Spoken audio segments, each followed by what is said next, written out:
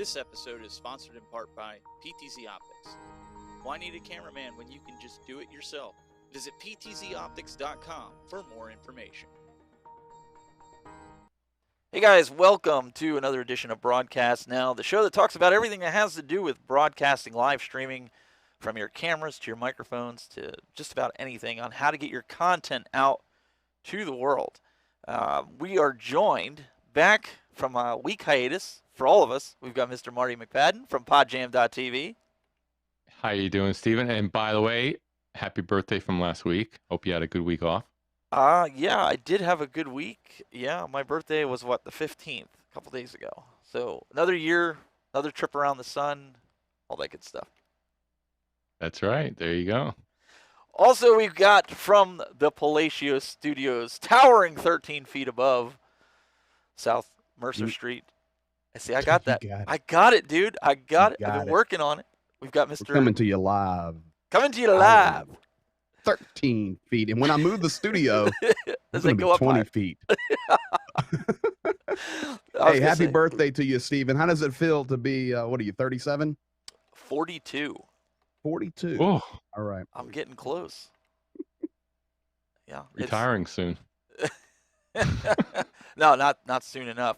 Oh, okay. We've got Mr. Jeffrey Fitzgerald that's going to be joining us here in a little bit, but let's kind of dive into a little bit into here. We 2 weeks ago, before we took the break, we had been talking about microphones, and cameras. And some folks wanted to know what cameras they should pick up and how to utilize cameras, and we went through a bunch of them. We showed a bunch of them. Today we want to talk about the most important thing, and that is microphones. A lot of people buy the incorrect microphone, I guess you could say, for the type of broadcasting that they're trying to do. So I figured we could kind of walk through some of that. I also have a tip of the week, so we'll be able to show that video a little bit later on. It's going to be a good show. Greg, do the honors and go through the crew. What's up, Brad Llewellyn? And I can just read your mind there, Steven. Brad Llewellyn jumping in there on the YouTube. Folks jumping in on Haps. Luke I can't see. Is it a McCoy? Is it a McCutcheon? Is it a McClaxey? Luke welcome, man. Badges the Pixel Princess. MCC, right? Is that what MCC. It is. And we've got folks that have jumped in on Facebook. I can see your numbers there, but I can't see your name. So anytime during the program tonight, just drop a big hello and we'll give you a shout out there. Welcome. Yeah, it's good to have these guys in here. So we're trying to get this thing rocking and rolling and getting going here. So let's talk a little bit about dynamic versus condenser microphones, and we'll kind of let these guys break it down for you here a little bit. I currently, with my over-the-ear microphone, I am using a condenser microphone, but I have it dialed in to where it's not picking up an absorbent amount of excess audio. We'll get to that in another week or so. Greg, why don't you talk about your microphone and what you're using and the type of microphone it is for the folks? Well, I'm using a Shure SM7B, but I have 50 other microphones. The entire struggle of trying to figure out what would be best, and probably that's where a lot of you guys are at. You may be at the point where you're working so hard on your video, getting some lighting good, cameras, as we talked about last week, maybe getting the right streaming software. But I'm absolutely a believer that audio is king. And even if you have the greatest Hollywood production, if the audio is terrible, folks are probably going to bounce out on you. So I also have been on a journey dealing with different types of microphones. We're going to show you some of those a little bit later.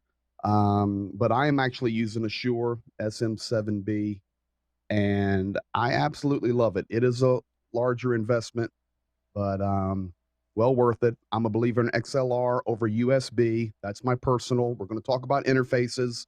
I could just talk forever, but let's just start there. That's what I'm rolling with, and all the other things will unfold together as we're discussing. So Greg's microphone, for the record, is a dynamic microphone. So Yes, it is a dynamic. so for you guys wanting to know about that, Marty, talk a little bit about the microphone you're using and the type of Yes. microphone. Another dynamic microphone, large diaphragm as opposed to small diaphragm. But a dynamic microphone. This is I'm going to pick it up a little bit here. Heil PR40. I have it on mic stand here. Also XLR, as you can see. Very similar to what Greg has. Greg has a large diaphragm dynamic microphone. One of the Thank you. and one of the things that Stephen brought up in the very beginning, condenser versus dynamic, and we'll get into that a little bit. But one of the reasons why I chose a large diaphragm dynamic for my main microphone is I'm not in a real studio environment. I'm not in a well-treated room. I'm just in a normal. Actually, it's a bedroom converted to an office, and so it has very hard surfaces. And you'll notice in my audio, you don't have a lot of room noise. You're probably not hearing anything actually. And the reason for that is the way the microphone operates is versus a condenser. Condenser is a very sensitive microphone. It'll pick up everything. Condensers are used in studios, in treated rooms, and they're very good microphones traditionally. They're used with singers and studios, and they pick up every little detail. So if you need something with a lot of detail, but you have to be in a treated room. I love dynamics, and for most people, dynamics in a non-camera situation, if you're doing live streaming, dynamics tend to work really well because most people aren't in a treated room, and it rejects a lot of room noise. So I'll do a little demo real quick, and I'm sure we'll get into this a bit more. I'm going to put the microphone in front of me.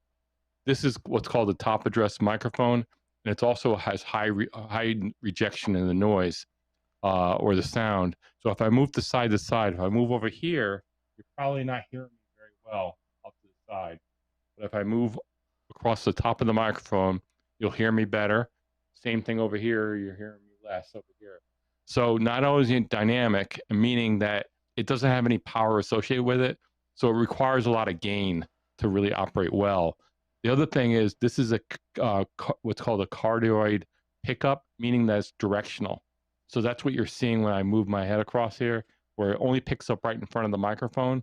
And I'm fairly close to the mic. So I always use this with clients. I always say, get about a hand's width away, and that's where you want to be, and then adjust your levels from there.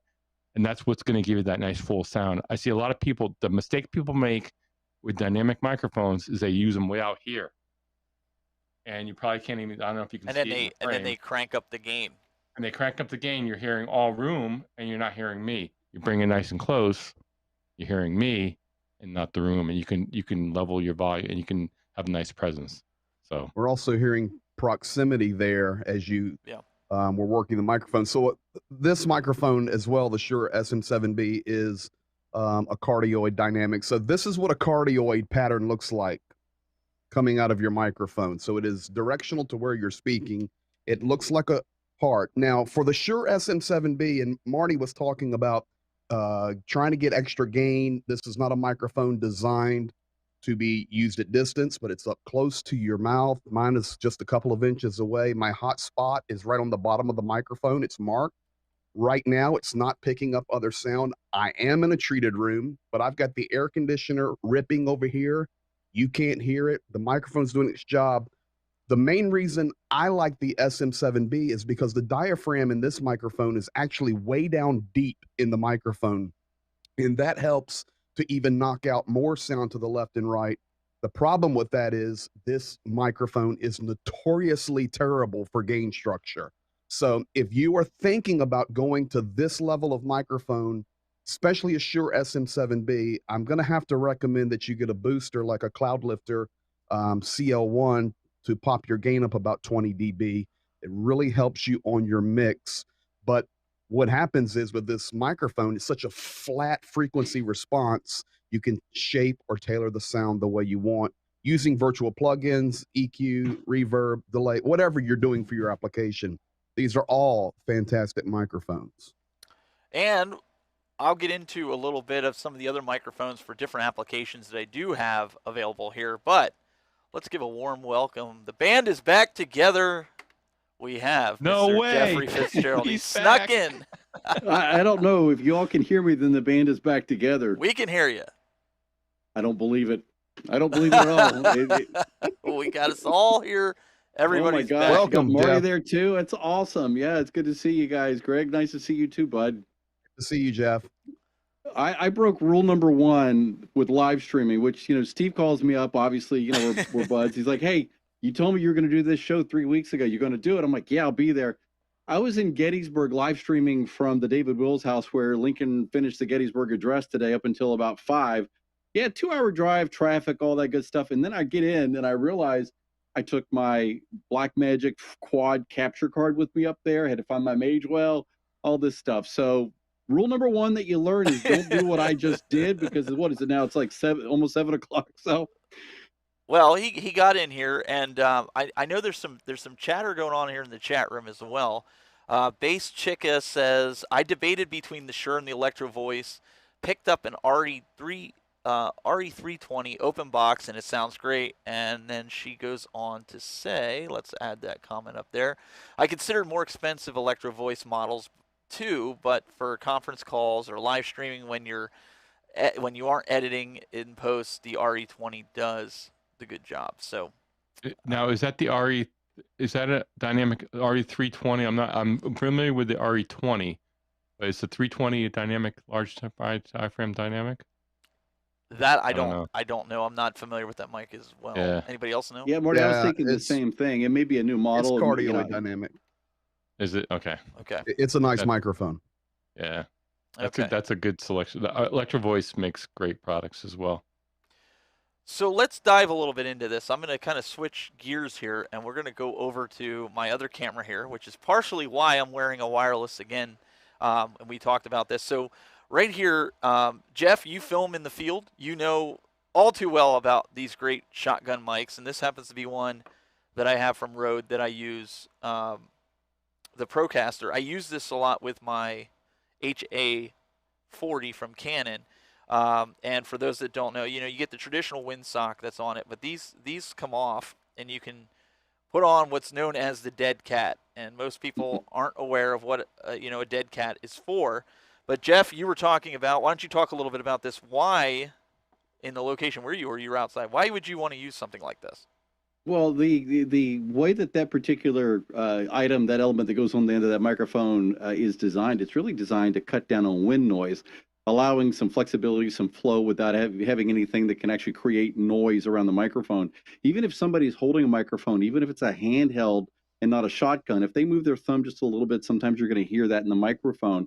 Shotgun mics are extremely sensitive to begin with, and so that kind of a product will easily make it a lot better, a lot more of a solid sound the way you want. You're not going to get these bursts of wind that pop the mic and create all kinds of headaches and things like that. And so it's definitely a needed part of any field kit. It's on like a plastic shock mount, and we'll get into some of the shock mounts you see some of the guys are using here. 1/8-inch input, and we'll get into some of the inputs that are available for these types of mics. But that's a great mic if you're going to use, you don't want to use a lav, or you want to be out on location. Another microphone that a lot of guys use, Marty was demonstrating the top address. Now this type of microphone is a side address. You would either sing into this side, you could use this for like acoustic guitars. This is just a cheap PreSonus acoustic, microphone that you can get. And this is a condenser. It is XLR. It's not USB. I use this predominantly for if I want to pick up multiple people if we're gaming in the same room. Like Greg, if you were here, and rather than micing us both up, we put this off camera so it picks up both of us as we're playing like Call of Duty or something along those lines.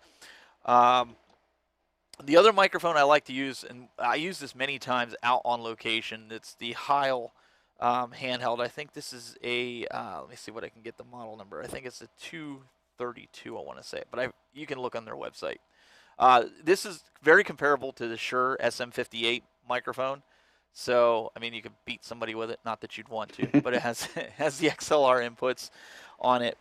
My favorite one, though, on location, and don't pay attention to the end because that's my wireless transmitter, is this this Rode Reporter microphone. It's the same one that the Weather Channel uses in hurricanes when they're on location, if you look at them. This, I can stand there between 2 or 3 guys, and we can be all picked up very nicely.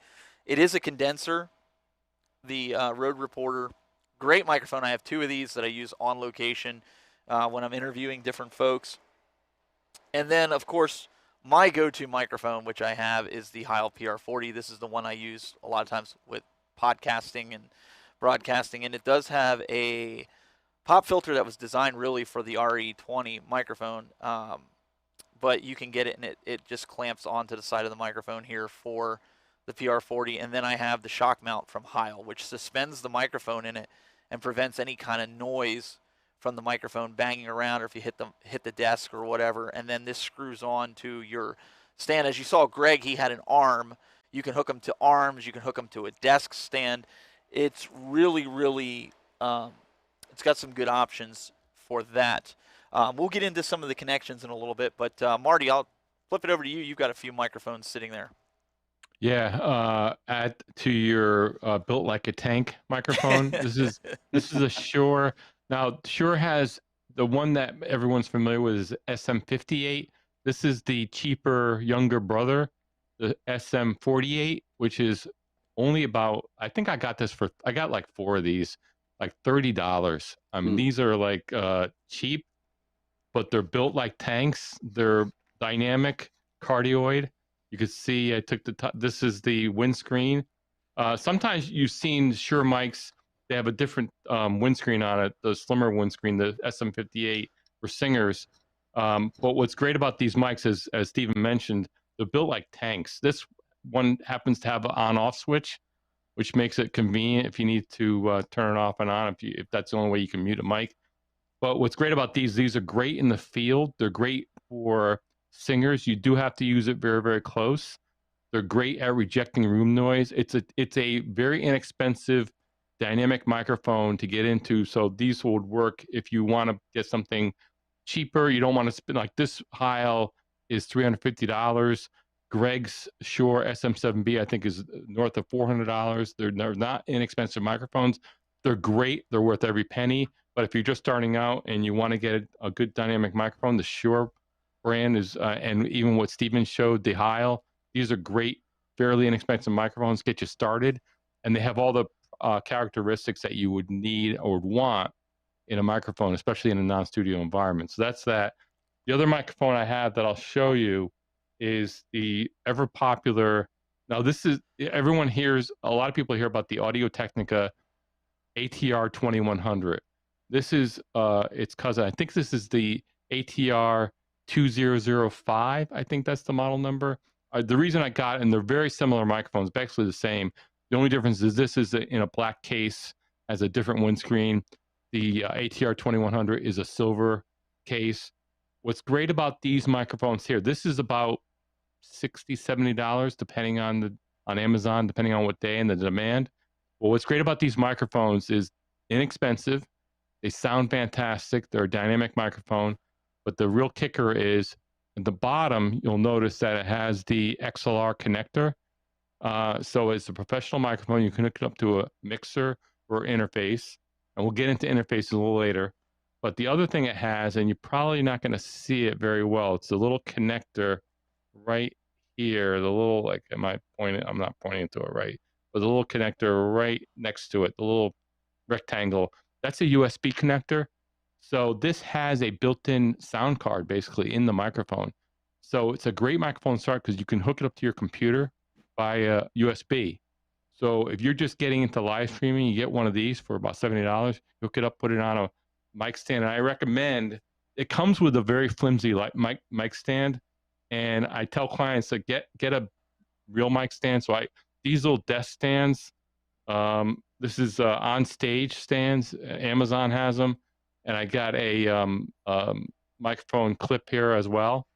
And I recommend getting one of these stands. It'll get you up closer. I use one on my Heil. But the key with these mics, again, is you got to get them up close. So either get an arm or get a stand, get it up close. But again, what's great about this mic is you don't need any kind of interface. It hooks right up to your computer. And you can have really good sound right through your computer. Very, very easy setup. And then if you want to graduate, you don't have to get another mic. You can just use the XLR connector and use it like a balanced XLR microphone. So two good mics there. Greg, you also have a few microphones. What do you got to show us Well, as well for options? let me jump off of you. So here's the Rode video mic. Similar battery power with 9-volt. But here's something that's very interesting that you didn't add to the story. This microphone you can use with your iPhone, your iPad. It works perfectly. If you're out, maybe you're wanting to stream or you want to do something on a remote location, catch a video out to add to your broadcast or whatever, or even go live off your phone. Fantastic microphone right here. Early in the days, I started with a Rode NT USB. Here's with the pop filter for the B's, the T's, and the M's, and all those things. Beautiful thing about this microphone, and I'm not a USB fan at all. In fact, I'm anti. I'm XLR all the way, but it's a really good microphone. I'm not, if you like USB, that's awesome as well. But the thing about this microphone I like is you can pop your headphones in right here and remove all latency from monitoring yourself. Now, if you want to get to the big time, this is actually where I started with Mr. Tech Buzz himself, Stephen Haywood. This was the first microphone Stephen sent me. And he says, listen, I want you to use this in your studio to get started. MXL FR351. It's still pretty decent lav industry standard. Now, if you want to go absolute classic, I actually have an original Sony cardioid F98 still in the package. Now, I'm talking about color scheme, the whole 9 yards, baby. This thing is Wow. ripping. In fact, I'm so pumped up about that microphone, I can't stand it. Now, what about you don't want any microphones around you? Okay, so you could use some boom condensers. Here's one. It's actually a little hidden gem. This is an Audio Technica Pro 45. It's used in live setting, sound settings, church settings to pick up choirs or like congregational sounds. This is an incredible microphone for the money. I'm actually pulling it out of the package here. It's got a spiral mount, the whole 9 yards. It is a condenser. You could hang this right above your head. And I'm telling you, you could get this joker to work good. This is a daggone good microphone for the money. You can see the little condenser stuff in there. Now, let's get to the real stuff over here. The two industry standards, I know that Marty was already talking about them, but this right here, folks, is an SM57. Now, I've got black tape around it. This is my personal SM57 that I've used for 20 years. I use this in a talkback situation when I'm doing live music. I've got tape around the edge on purpose to knock out any sides. I'm running a windscreen on it, but this microphone is good vocally, but more importantly, it's a very good instrument mic for catching up a snare drum, miking an amp, et cetera, et cetera. And finally, I am a vocalist. I'm a singer. This is my SM58. Marty was talking about his SM48. You can see my tape on it. That is because when I'm traveling, it is marked as my microphone.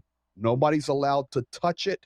Nobody's allowed to use it. I've had this microphone for over 20 years. And why are they not allowed to touch it? Because I work it, I eat it, and I've licked on it quite a bit. So nobody is going to touch my microphone. And this Shure SM stands for Studio Microphone 58, industry standard based off the design, I think from 1939. Honestly, you can look it up on Google. This microphone right here, I've got 2 words to say. This guy uses it today, and his name is Paul McCartney. If it's good enough for Paul McCartney, it's good enough for me. This is the ticket, in my opinion. So there's a little bit of stuff. You know, when you go back to this Rode, Stephen, what I like about this microphone, you can put it on a boom stand, you can put it on a tripod stand, give you the broadcaster look, whatever you want. There's lots of options, not a lot of money here. A lot of those mics are junk. I'm messing with you, but you know, a couple $100 here for the Rode. Sure, SM58's $100 all day long. So just really good microphones. It's hard to beat, you know, things that are already time tested forever and ever.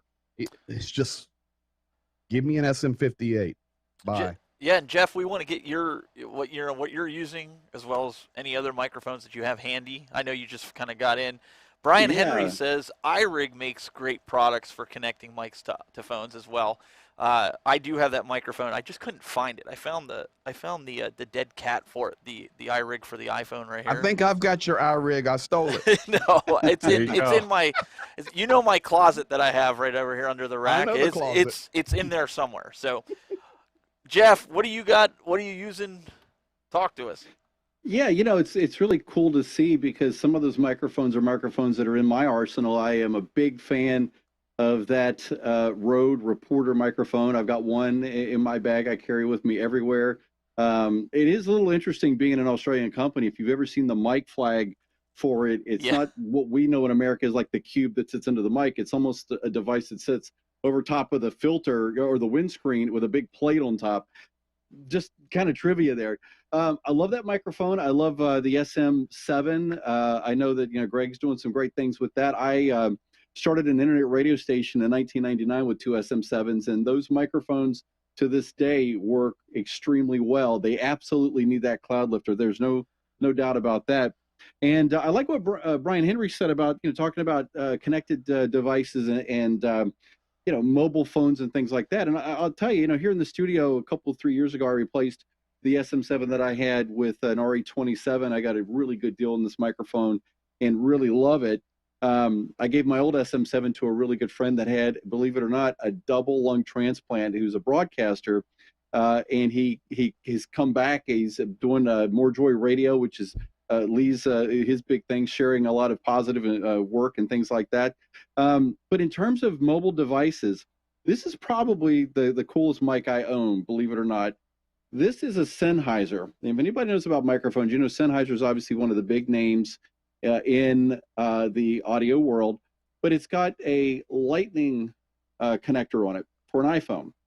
And no doubt as iPhones have progressed, the newer phones have gotten really good audio. I mean, even without a microphone like this, you can get really good audio. But if you want to be able to isolate a little bit more, make that voice sound like TV, this mic has come in handy for me more times than I'd like to admit. Doing a story with a phone and that's all you've got, and you want to interview somebody, you want to do a stand-up. So I think this is really cool. And I think the one thing that comes to mind, seeing all these microphones from everybody, we all inevitably like the shiny toys and we love to put a price tag next to them. But to be honest, we all know, right? Doesn't matter what microphone you've got if you're not saying anything worth listening to, right? So microphone is secondary to your content and what you want to talk, what you want to say through your live stream or whatever you're producing. And then the other thing is that don't be, I would say, don't be intimidated by bigger, bolder, badder mics. They're not going to make you any better at what you do. It would be like me trying to buy a Steinway piano and it would make me a better piano player. I need to get there on my journey before I'm ready for that. So start where you are. That MXL that Greg showed is a really awesome microphone, even though it's inexpensive. And as you can see, all of us can find a microphone because we, on our journey, have been able to go, hey, you know what? That's one I'm going to replace with.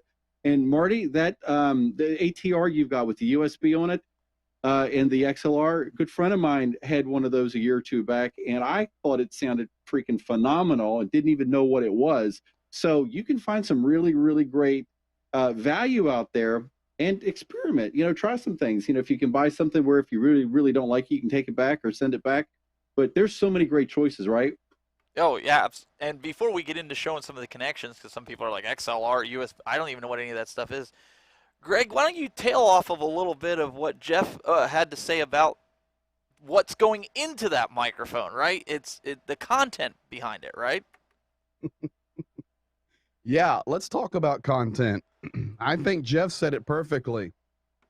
You could have the golden grand poobah of microphones running through Midas preamps on 37,000 by 5 million pixel resolution, broadcasting live from Rush Limbaugh's EIB studios. And if you have nothing to say, sell everything on eBay. So if you are looking, just trying to make your studio better, your stuff better, your gear better, that's great. But I suggest, and I think the guys would agree with this, equally focus on your content. I was on YouTube last night, or no, not last night. I don't know, sometime over the last couple of days, and I've started to develop, and it's growing and growing. And I want to think, I'm learning stuff from Jeff. I'm learning from Marty. I spend time on Jeff's Facebook group, research and study, and then of course, Stephen Haywood, the legends, my man. He's taking care of me. We're growing. We're learning. We were on a conference call today for a half hour trying to figure out countdowns because I last week signed on and I'm doing my news program on Integrity Television twice a week, and I've got to hit their number spot on because it goes live. I really didn't know how to do it. Steven's helping me but content and developing your message and what you're saying is important. So I'm trying to learn from others. Last night or 2 days ago, I'm just jumping around YouTube and I came across this stream, and the stream were people I know. In fact, many times they've jumped in on my broadcast, which is great, and been active. And I happened to come across their stream, and I couldn't take it. It was just vulgar. And I'm not getting, this is not into morality or politics. That's not where this is broadcast now. We're talking about technical things, but if you do not have time to develop your content where you can communicate to people, and especially if you're talking about things that should be family friendly, um, you know, colorful language is not the way to develop an audience.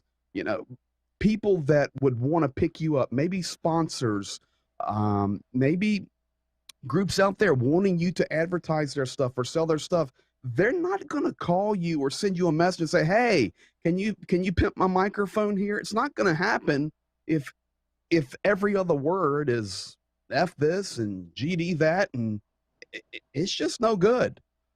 So just be careful what you're putting through the microphone. It's vitally important. Absolutely. So for content, still remains king. I think that's the panelist here. I think that's what we can all honestly say. Content still remains king. Let's kind of divert, if you will. Can I say that? Divert over to what is now going to be the table. And I can see Jeff out of the corner of my eye cringing already seeing some of these. And Marty too. He's like shaking his head. Some of these adapters here, we'll kind of get into this a little bit. And feel free, guys, to jump in as I'm kind of going over this. I have my wireless transmitter for that Rode. As Jeff mentioned, Sennheiser. I use the Sennheiser stuff too. But what I wanted to focus on is the XLR connection. Okay, right here. We have the male end, and then we have a female end. Most mixers have the female end, and you would plug that in. So that's what we're talking about with an XLR. You have the 3 pins. But a lot of people tend to, instead of buying the actual cable, they'll buy a bunch of these things. And these are adapters where they have XLR on one end, male or female, going to 1/4 inch mono. And if you're not sure how to determine mono from stereo, you have a black ring that goes around it. I'm going to kind of hold it out to the camera here if you can hopefully see that. If it's not focusing on that. There we go. If it's stereo, it'll have 2 black rings. So a lot of times people will get a left ear, they'll only hear the microphone out of their left ear, and they don't realize they're sending a mono signal. And they'll buy a bunch of these adapters in hopes this fixes the problem. But what it ends up doing, here's a stereo 1/8 inch, or as you guys know it as a headphone jack, to a stereo 1/4 inch. They'll buy something like that. They'll put it on the end of a mono 1/8 inch and wonder why they're not getting any sound out of their left ear or right ear. You have to know what you're adding an adapter to. Now, it's doing something like this for headphones, no big deal, but I tend to stay away from even doing something like this because these introduce noise. Any of these things here, would you guys agree on the panel so far? All this stuff could introduce noise. 100%. Yes. So it's another point. It's another point of Marty. failure too. I'm sorry. It's another point of failure too. So in a pinch, the adapters, if you needed an adapter, it's always good to have some adapters around in a pinch. If that's all you had, if you're, had a failure and that only way you could get it to work. But the goal should be get the proper cable, and what you're pointing out, Stephen, with the XLR to the balance to unbalanced connection, that's a red flag there too, because the advantage of XLR is what's called the balanced audio, meaning it's grounded. So in a properly wired balanced connection, you don't have the hum. In a unbalanced connection, especially with the adapters, you can introduce, that's where the noise comes in. You can use some hum, and yet something you have to watch out for. And yeah, all Steven, those. you're giving me. Oh gosh. Well, getting go ahead. You guys talk. I'm nightmares. just showing what this is. I've seen setups like this. Is why I purposely Yeah. grabbed it. To get down to something like this is not having the experience and knowing what this, Jeff shaking his head, what this is Well, going to cause. Yeah, but here's the hidden danger with all of that, and you really nicely showed it off there, Steve, is that those adapters, the more that you put in a line and then you stick it in at the original port it was built for, like on the back of a mixer, you're now putting so much weight on that plug, you're going to destroy the device if it falls on the floor or the port that it's plugged into. And I always look at those adapters like Pepto-Bismol. Nobody ever wants to have it around. It's nice when you have it if you need it, but you don't want to be using it, right? So, the idea is to understand enough about, XLR is your traditional microphone cable that's been around for decades and decades. USB is now the new kind of a thing, but headphones have now really kind of been relegated, or microphones really don't use the 1/8 inch nearly as much as it used to back in the days of Radio Shack and cassette recorders and things like that. But really, XLR is the mainstay there. But Steve says it perfectly. You've got to know whether or not you're trying to send both a left and right channel of sound. And if you are, it has to have that second ring all the way through your signal flow, or you're going to end up thinking something's wrong with your mixer or something along those lines. And I know, Marty, you're going to bring this up too, but I wanted to show, like, when people see these, they see this and they go, oh, so I can take, an XLR. I'm going to try to do this upside down here. Pretty good, Steven, doing that I'm backwards trying. like that. All right, so you put your XLR in, and then they're going to go, oh, okay, I'm going to take, this is exactly what Jeff's saying. Okay, so I don't have the proper cabling to go to that, so I'm just going to keep adapting it until I get what I need. Or you have this, which is the female end, it doesn't go into it. So what do? You start hunting down adapters like this. Oh, well, look, we can turn this. And I'm not trying to give anybody ideas here of what to do and what not to do, but now we can't go into there. All right, so let's play around with some more adapters. Instead of just buying the XLR cable coming from the microphone and going directly into here, like I would do with my transmitter. When I'm going out remote, my other audio interface, I take my transmitter, which is wireless, I plug it in. The only wire that I have is the actual wire that goes into here. That's it. Yep. Less point of failure. Somebody said point of failure. And it's also worth... Go ahead. I'm sorry. I was just going to say, it's also worth mentioning that the XLR male cables or connectors are traditionally your inputs on a mixer, and the females are the outbound. So that's kind of a hint that maybe you're thinking of it in a reverse way if that's a problem you're facing. And Steve, the other thing is that Personas has got Nutric connectors on there, which is a form of XLR that handles both the 3-pin XLR, but you can also plug a 1/4 inch right in the middle of those same black ports. Yep, correct. And that runs into problems too if you're not using the correct 1/4 inch. If you're using a mono as versus a stereo or whatnot. Now the way this is set up, if you do 1/4 inch in here and you do 1/4 inch in here, if they're mono, you'll get left and right ear. You have to kind of play around with it to pull it out a little bit to get stereo. We can get into that at another time when we dive into that more. But then on You're not doing that. Well, I'm not doing what? I'm just going to pull it out a little bit so it'll be stereo. No. They back in the old analog days, that's how they did it. They pulled it out, that was right? Very they had common, the tip ring sleeve. These here, I've seen people do that, and they're wondering why their audio is cutting it out. They'll go halfway in with a stereo, and it's cutting out. I've done that with stereo. Yeah. It's not designed to do that on here. Oh. It's like the old analog. On the back, well, I don't know. I think I'm in complete disagreement with all three of you, and I think you need to use as many connections, as many adapters, as many extenders as you can possibly get terrible electricity that it's pushing everything, and then go to Sweetwater or Musician's Friend and buy a $79 hum eliminator Yep. and solve There you go. everything. And just add it all in. See, in a pinch, like he was saying, headphone adapters, like if you're running multiple headphones, like if all three of us were sharing this, you know, you could put this on there, but I'll go as far as say I don't even do that. Greg's seen my setup. I don't do that. I buy the actual cable, spend the extra money. You will thank me later. Radio Shack got people in the habit of buying this crap. Mm-hmm. And when I first started, I bought this crap, and I did this crap like this. I learned why I didn't, you know, why I had hums and ground loops and things. I learned the hard way. So I'm trying to save you guys money by showing this. Just because your interface has these inputs don't mean you have to use them. And if you are going to use them, understand them. Marty, you have also an interface on hand, right? Yeah, let me grab my. So I have this Behringer. What is it now? It's the 404. 404 UMC 404. It's got and they have a. I'm messing around here. I can't center this here. Hey, I did it backwards. You should be able to do this with your I eyes know. closed. It's like, oh my god. Lift it up. Wait, there we go. There Okay, you go. so this There he goes. this is a four input interface. They do have ones with single, double. I think they even have a 6 input interface as well. But what I like about this is it's versatile. It's just another interface. It's got decent preamps in there. But again, and on the back, it's got all kinds of connections. This also has the combo inputs, the XLR and the 1/4 inch as well. So and it has buttons on there. Now, the thing with that combo input is a mic input and a line level input, are two different things. So they're different levels.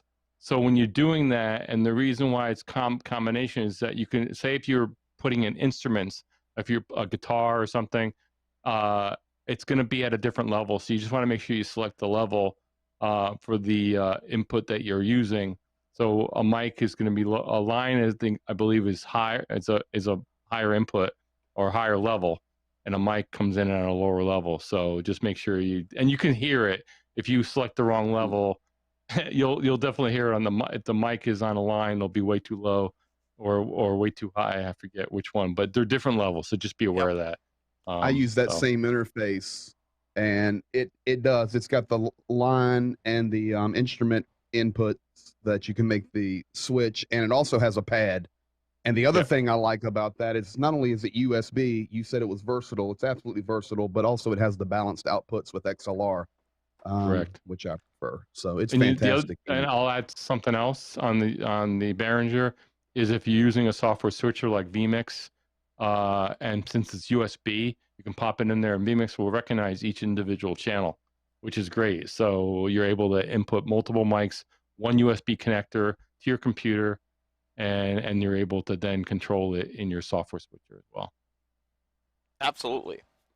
So I know we went through a whole mess. I do believe we've got a couple of guys here that were leaving some comments. We've got Dan Wood who says, enjoying the stream, guys. I love Heil microphones. I use a PR40 for my podcast, a PR30 for the YouTube channel, and a PR35 for live events. The PR35, I believe, is what I had over there. So he is, at least somebody knew if mine rubbed off, and I don't remember. I haven't used it out on location a long time.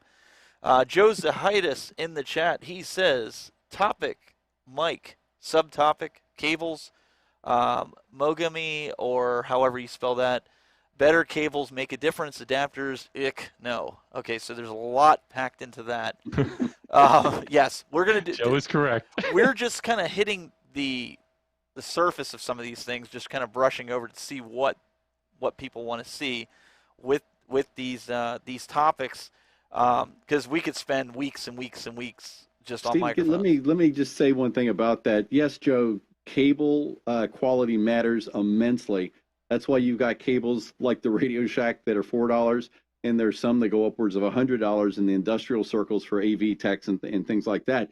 But the idea here is that you want to make sure that, I mean, if you get on Amazon, you can find a really decent cable.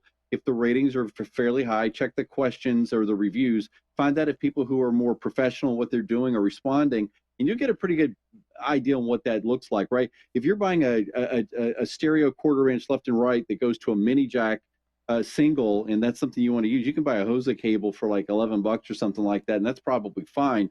But if you're using XLR cables, especially with longer runs, you're going to want something with better shielding and things along those lines, and it's definitely going to make a difference. Now, is it going to make your $10 microphone sound like the $600 mic? No, but it's going to keep you sounding with quality, and there's not going to be interference, and hopefully it'll make a better impact over a long duration. I literally just replaced Carver cables that I've been using up until a month ago that are 21 years old, but I paid a lot of money for those in 1999.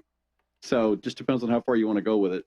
And I believe this is Jordan in the chat room here from Complete Geek TV. He said what you really want to use is Sony C800G mic with an NEVE 1073 preamp TubeTech CL1B compressor into a Pro Tools HDX3 system. Okay, so just a little background here. Jordan does this for a living. He's a sound engineer. He makes tunes for all their videos that they do on YouTube. So we may have to get him and Chris on when we do an audio, because these guys know what they're doing. This is what they do for a This living. is high level, yeah. You want to go high level, we'll get these guys in here and we'll go high level. This is just kind of touching the surface, getting you guys an entry point where you can sound good and not sound like you're 3 feet across the room and you're trying to sit on camera.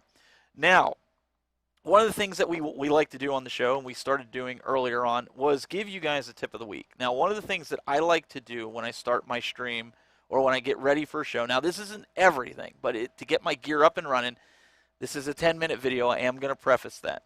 But I walk you through my procedure that I do every single time I get in here. And the reason for that is to make you a better broadcaster, because it becomes muscle memory and you won't forget things that you need to turn on, things that you need to set up so you can focus on the important things, and that is the content. So take a look at this. Okay, guys, I know it's a little dark here, but I want to walk you through my pre-show setup because this is something that everybody should do in their studio, to go through and have a plan to set everything up in an order.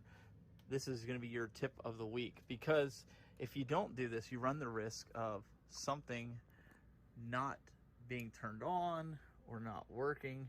This is a process that I go through every single time I live broadcast.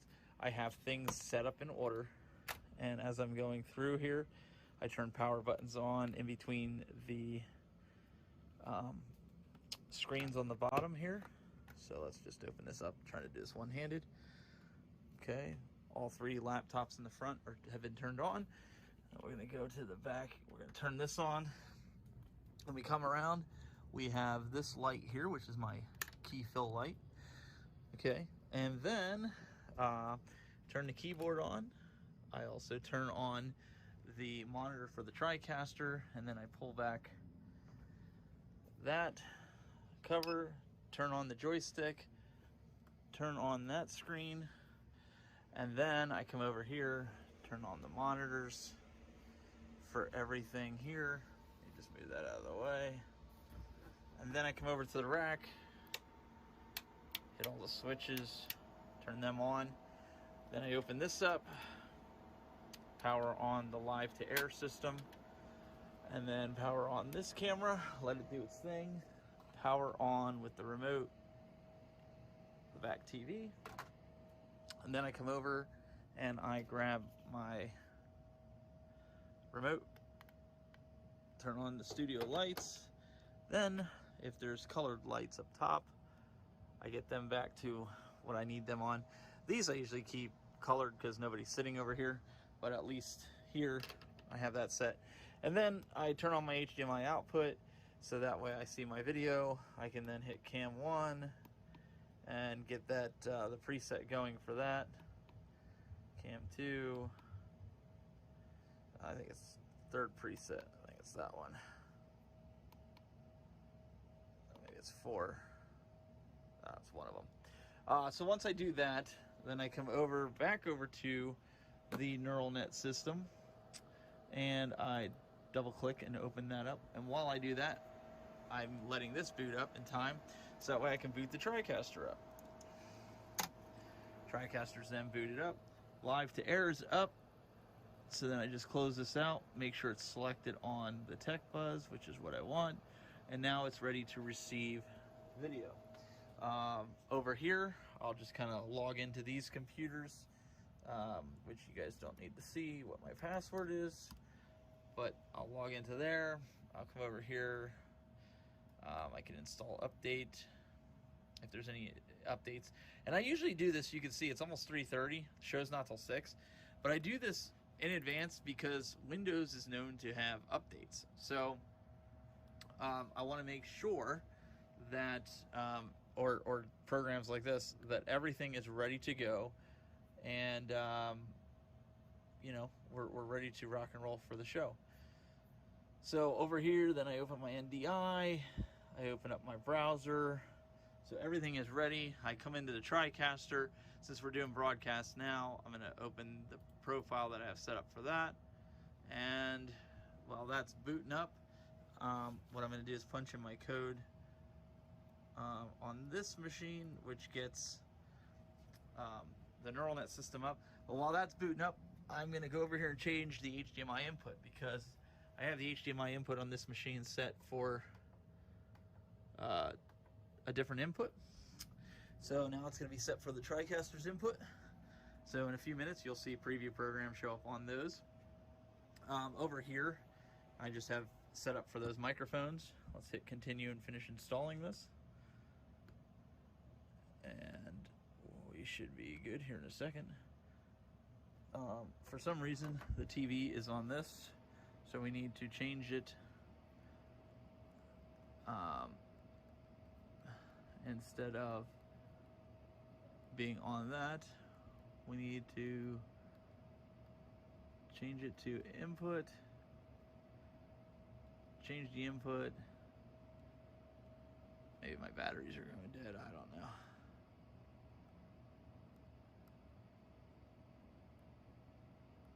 I think, of course, see, this is a great time too, if your batteries are going dead.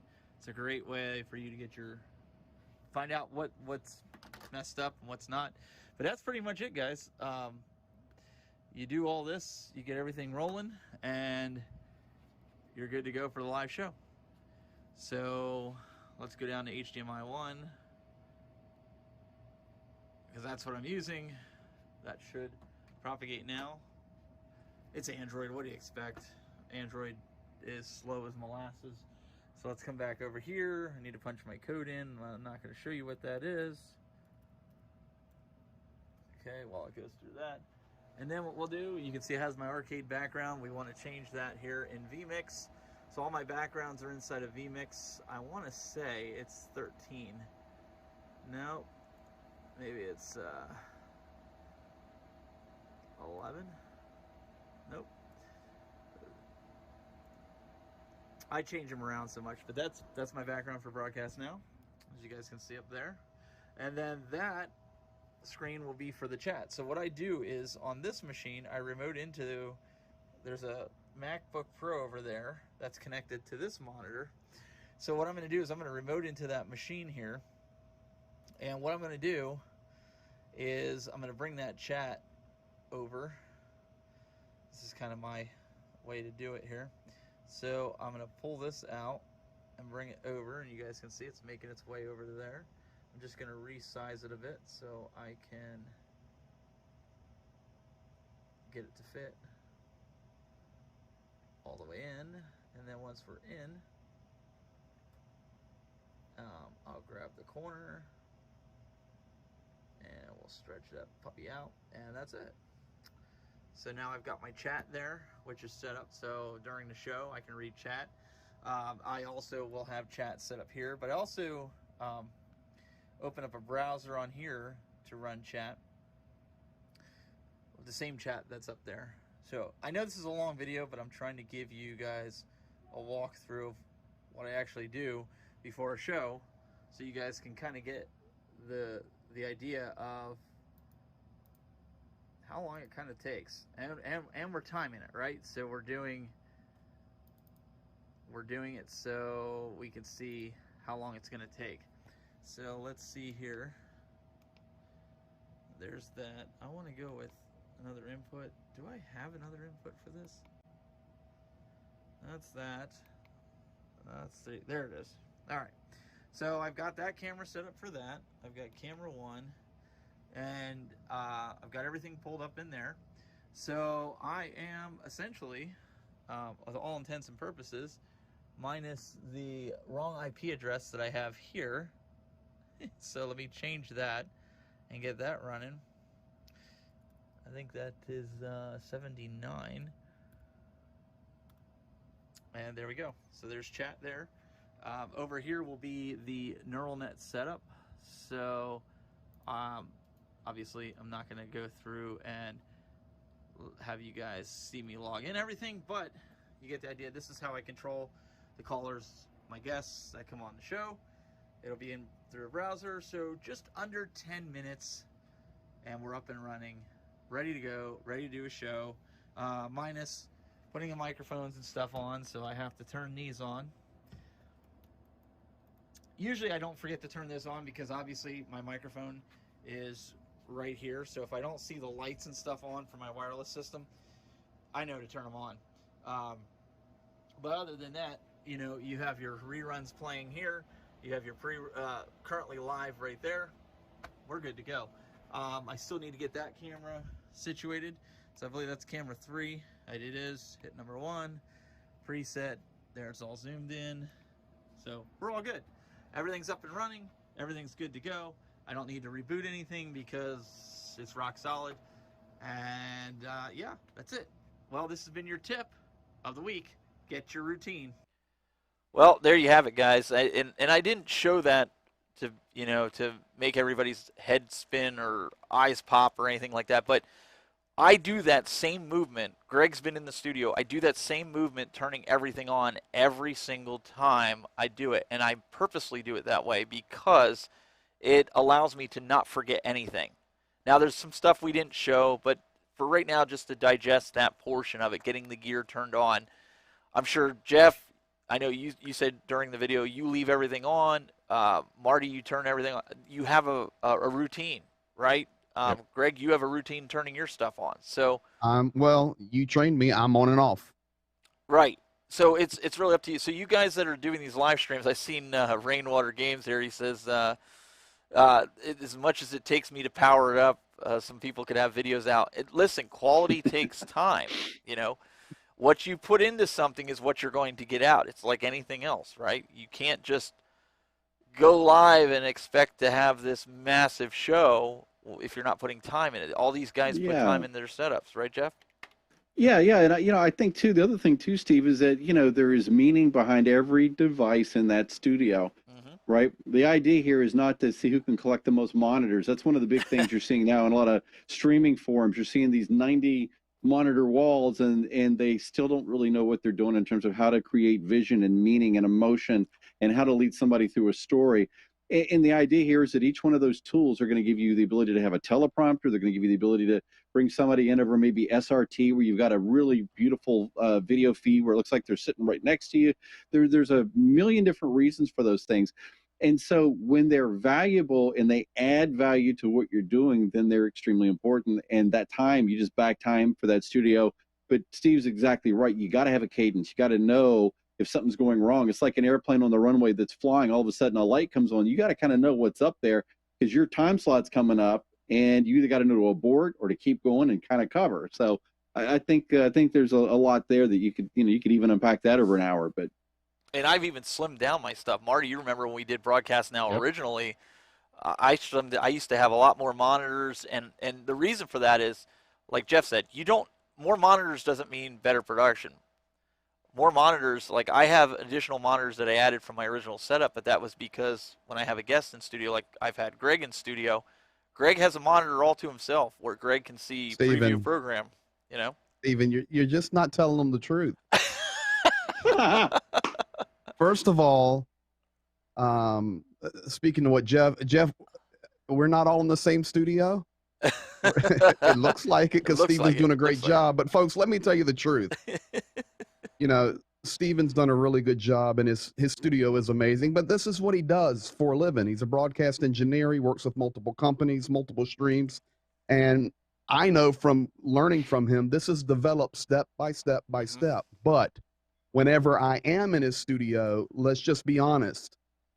There is one little window that he cracks open, and I crawl through a tunnel, and then I work my way through all these arcade games, over these power amps, under this soundboard, buy 37 lights, tally lights, climb up into my stool. He puts a microphone and an earbud on me and says, "Don't you move."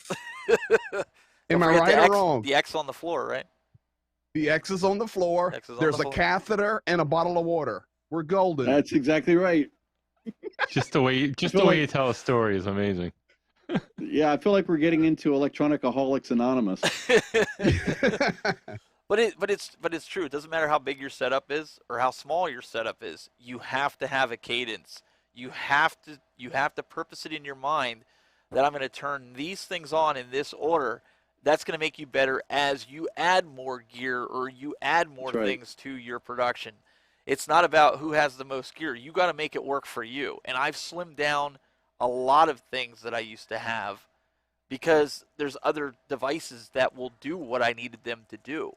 So that messes me up. Anything, guys, is when I add a piece of gear that takes away 3 of my pieces of gear.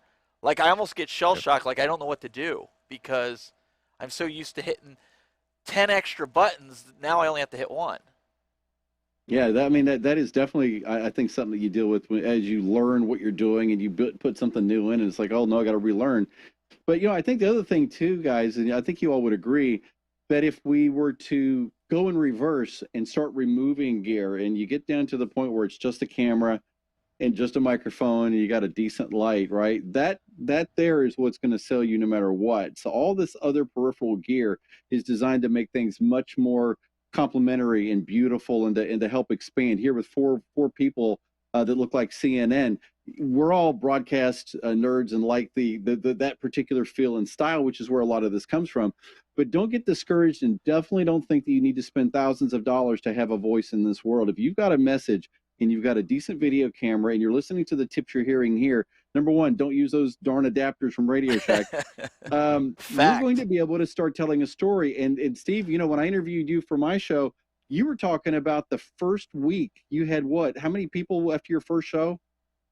Oh, my first show, I had like 50 people watching. And you were excited about that, right? So the whole thing here is that you can start small, refine and maximize your impact on the world through what you're showing. It's show, don't tell. And then as you get people kicking in, you got 100 people, 200, 500 people, you're going to be looking through the Sweetwater catalog, the B&H photo catalog. Those are all restricted materials to my wife in this house. But you're going to find that one day you'll get to the place where you have exactly the layout that works for you, and it really feels like it fits like a glove. And that's what's more important than just thinking somehow we're going to add boxes and that's going to make you a better streamer, audio, any of those things. But no, there's definitely a reason for those devices in your studio there, bud. Well, and let me talk before we wrap this up here. Sometimes just getting in front of the camera and doing practice runs and do mock runs and talking to the camera as if you were streaming is going to make you better. That's not what we're doing. We're not doing that now? Well, we're doing it now, but I mean, like if you're by yourself and you're uncertain, we'll get into that in a later episode. But Greg, what are some of the things that you've called me up and you've said, hey, I just figured I could do this, and I said to you, yeah, I just didn't want to dump that on you early because it's a lot to process, but you've added so much to your setup over the last year. Well, actually, let's just call a spade a spade. The last 3 months, you went from like here, like leaps and bounds because you've been diving in and learning and practicing, right? Well, I'm 100 or nothing even in all things that I do. But with that said, Stephen, it's kind of like I've talked on the program before, and, I'm a preacher, I'm a musician, I'm a gamer, I'm a dad, missionary. I do all this, and now a talk show host on my other program. Got all these things going on, and I just love it. But here's the deal. And I'm just going to give a Bible reference here, but every Paul needs a Timothy, and every Timothy needs a Paul. So if you're out there in the broadcasting world, find somebody that you can mentor and find somebody that can mentor you. For me, that's Stephen. And now having a relationship with Marty and Jeff, I'm looking forward to that growing. But you grow together. You have to have a circle. And yes, Stephen has called me as soon as I get off the stream, and he goes, 98% perfect, 2% we've got to work on. And what he's doing, though, he will already know the answer. He will tell me one thing, and I'll solve it. And then I'm working on the other thing. I message him back and say, hey, dude, I figured that out. He goes, yeah, I wanted you to figure that one out on your own. I'm coming from the music world. You talk about repetition. Stephen, you showed the tip video about doing everything the same way. For me, sitting in my studio right now, for example, if my stream deck is 1 inch, and this is no joke, 1 inch from where it's supposed to be, I know where it should be when I'm, producing my own program. As a piano player, literally, guys, I've been playing since I was 9 years old. I travel the world playing music. If I am seated 1 inch to the left or 1 inch to the right and I'm out of position, it's just not right. So the same thing in your broadcasting. Make sure you're in that right position. Make sure you have that repetition going. It's freeing. It sets you free to deliver the content that'll build the crowd around you. I never even gave that a thought. If somebody came in here and moved my TriCaster controller over and maybe put the vMix one over, I'd lose my mind because I wouldn't know what to do. Well, now we know what to do the next time we're at NAB. No. That's right. Talk about taking you out of your comfort zone. But again, guys, we're saying this stuff to you because we're hoping you're taking some different nuggets from this that you can apply it to your broadcast, no matter how big, how small. This is really a niche show for those that really want to excel and get better in the live streaming broadcasting atmosphere spectrum. There's some guys in the chat room here that are great guys. I want to pull this up. Dan Wood, real quick, he has a question for us here. He asked, you run your mics flat. I always have a healthy dose of compression on and of FX processing. I need all the help that I can get. Yeah. My PR40, I run flat. I don't run any EQ on it. This mic, we talked about Chris earlier. Chris came into the studio. He EQ'd this microphone because I hated the way it sounded. I wanted it to sound more like the PR40. And Chris worked his magic on my board, so he put a ton of EQing on it. Not a lot of compression, not a lot of gating. But again, when we have him on the show, he works miracles. Marty, do you have that on yours? Yeah, I'm running through a Rodecaster Pro mixer, and I don't. My frequency response is just flat. Whatever mic's coming out, I put a little light compression and a limiter on, and I think I have the. I forget what else I have. But not much else. Really, I like the compression only because it evens out the highs and lows, but you can overdo it too. So just a light compression and a limiter to prevent clipping, and that's about it. I love the tone of this mic. It depends on the mic that you're using, the quality of your voice. The other thing I will say is, like, mics are like shoes. It's fitting the mic to the person and the voice, and we can get into that future show. But yeah, that's my setup. Greg? Gain structure is key if you're not sending the right amount of signal into your system. So for me on the SM7B, I run completely flat, no EQ. I'm using a Cloud Lifter CL1. Through vMix, though, I do run some VST plugins. I run a X-Noise stereo. I run some compression and gate. I run a de-esser. And I just have a little bit of a sonic maximizer on it for just a little bit of presence. So that's what I do. What about you, Jeff? Well, we were talking here while the show was going on. I right now am running with very minimal compression and gating. I actually have transitioned from an analog mixer in the last 3 months to a Behringer X32 producer, which has got a lot of the hardware built into it that I was traditionally running. Over here, I've got an Aphex Oral Exciter, a DBX 1066, a Lexicon, a couple other things, and I liked doing it that way. and I'm now in the learning curve of trying to figure out what I want to do over here. And sometimes I sound better, sometimes I think it's a little flat, like today.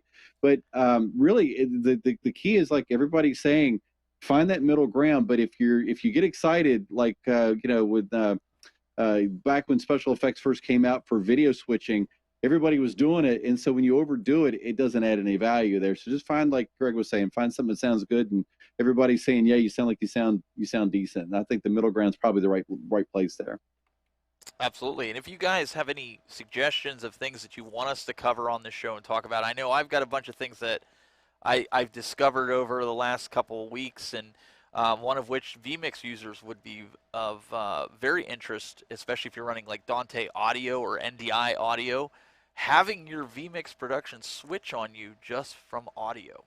How cool would that be? Not having to sit there and press any buttons, but when somebody talks in your studio or somebody over NDI, it just switches to their camera, kind of like Google Hangouts or Zoom works.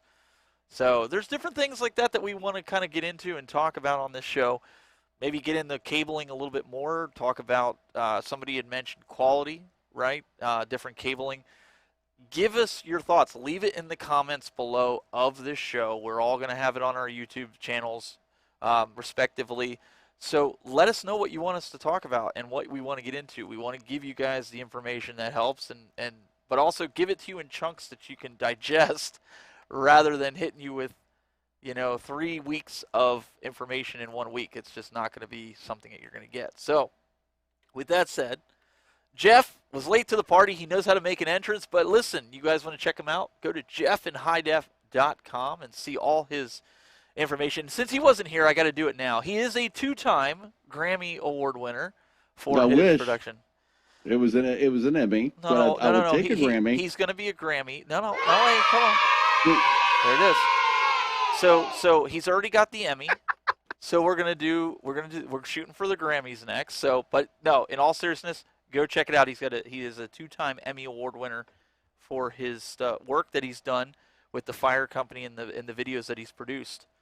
So, yeah, you know what, and Steve, I like the idea that you're talking about the audio version of being able to switch. So I'm going to start saying Alexa 4-shot. Yes, there you go. And then all chaos breaks loose on your stream, and, That's right. and you're going to be like, it's all your fault.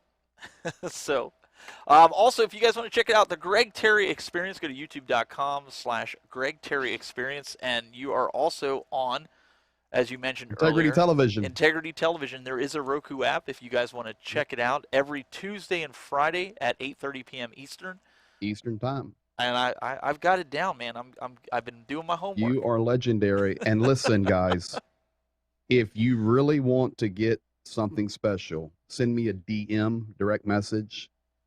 And I think about 2 or 3 in the morning, we can bypass Steven's security system, get in that studio, and have a great time. Also, we want to thank Mr. Marty McPadden. You guys can check him out at podjam.tv if you guys are looking for any kind of podcast or production work. Marty's your guy, as well as video. He's been the guy that's kind of helped me with Final Cut and when I get myself into trouble. I live in Final Cut. Oh, yeah. So if you guys need some videos made, edited, check them out. I know some of you guys... podcasting, anything audio, all that stuff. Yeah, I'm knee deep in that stuff. So, yep. I know a lot of these guys that are in the gaming space that are doing videos now, they might need some intros. Marty is your guy. You want to get some intros made, hit him up. Maybe he can get some stuff done for you. Guys, really appreciate it. Tomorrow night we have the Retro Buzz, assuming the bad weather doesn't hit and I have power. But we're gonna speak good things that we are gonna have the show, and really looking forward to it. E3 Roundup. We've got some special guests joining us tomorrow night. If you're interested in that, we're gonna have a good time talking to them and get everybody's thoughts on E3. Was it the big blast that everybody thought it was gonna be, or was it a big bust?